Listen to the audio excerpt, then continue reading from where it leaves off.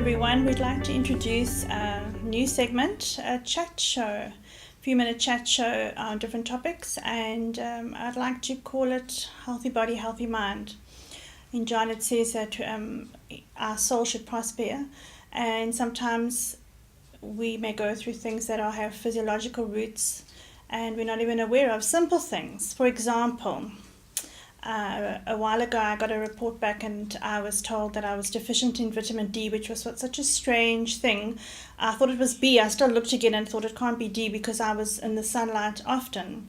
So with it in mind, I began to think that there are hidden things that we may not be aware of. And so I invited Dr. Johann to join us, and he is in the family, second cousin. Are you a second cousin of Kim's? Of Kim's, and been in practice for over 40 years. 43 years, yeah. And I thought we could have little chats on different aspects that I know we could all learn from. So welcome today. Thank you. Simple things. Let's answer your question. Vitamin D. Versus vitamin B. As we all know, vitamin D and vitamin B is part of the B complex. There are vitamin 6 and there are others as well.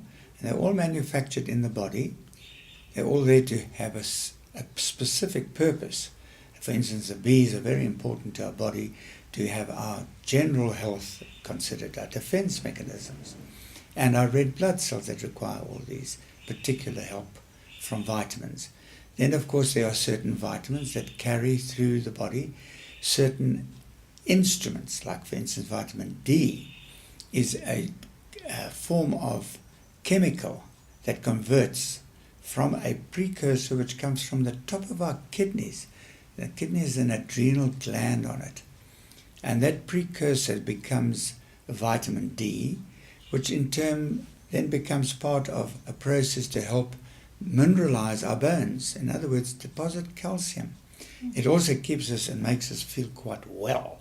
And a good example of vitamin D is a woman who goes to have a menopausal checkup, premenopausal or menopausal. Your ages vary, of course. But it is the gynae who will tell you, or your general practitioner, whoever you visit, and he will make informed decisions because he does a blood test, and the burns will show up on an x-ray or they'll show up on a scan that there's certain things that are looking a little bit less than more, the bone density. So then they look at all aspects of your calcium manufacture, your calcium absorption, your food you take. But you can't do that without the vitamin D. Vitamin B also has, ironically, an indirect influence on all this, because that's your body's well-being. But the vitamin D, it is actually a vital aspect to the conversion to have this calcitonin factor, which becomes the part that helps with the bone being formed or mineralized to deposit.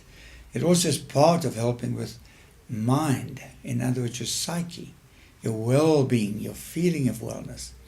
And ironically, I was telling you about how nice it is when we go out of a wintry period or on a cold day and we sit inside and we go walk into the sun and you get that feeling, wow, nice feeling, I'm in the sun. It's almost as you feel as some upliftment has happened in your mind.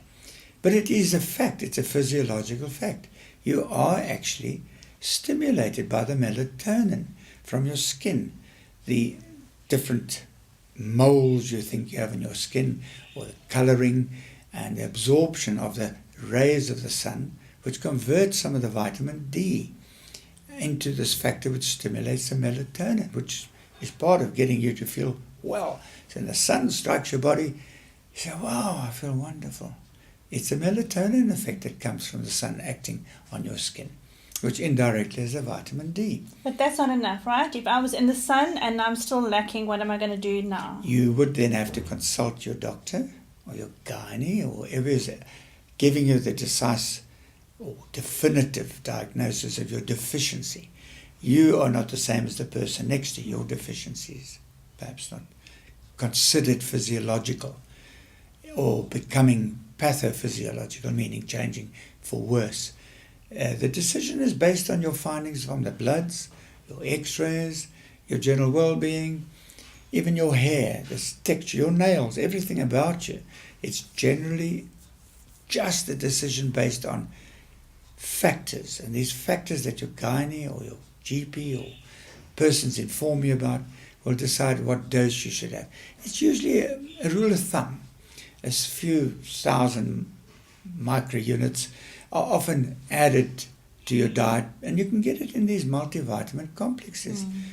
You can buy them over the counter, because they do contain there a description of doses, but not each vitamin complex that's on the counter product is always sufficient. And your gynae will guide you, no, you need a little extra. There you must add, you must supplement. So they'll give you the right guidance as to where you should be with yourself. And food, vitamin D? The vitamin D in the foods, as we all know, we've now spoken about the sun on our skin, vital. And we also got to have it in terms of our general food. Food we buy in the food chain malls, where you purchase things, the tins that vary with all its information on, contains this, contains that, contains that. Everything on there should be quite descriptive. And we talk about milk, the calcium in milk, and the fact you need the vitamin to help the calcium, so you know that all the products out there.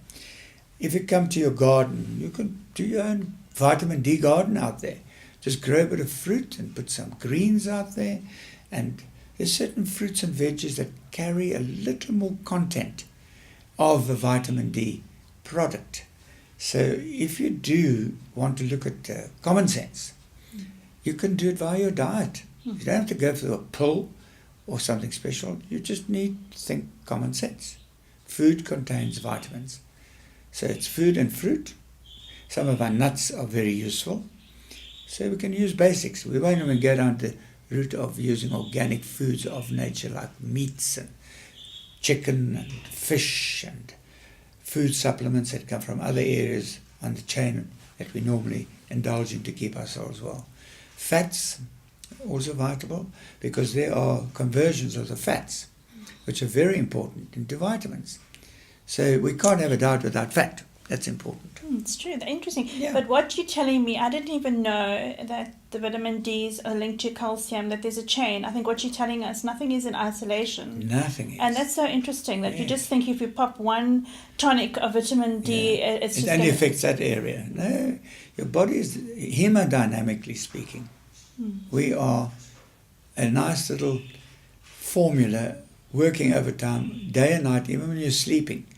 Your body is working. It's working on itself. It's absorbing food you'd eaten last at night, or waters and fluids and liquids and excretions of the night's products. No, your body is in a hemodynamic state. It's not a fixed state. It's true. Everything's linked. Thank you. You use everything. Thank you very much. That was very interesting. Gosh, learned such a lot just about vitamin D. So I hope we can continue the next segment with another vitamin, and thank you for joining us.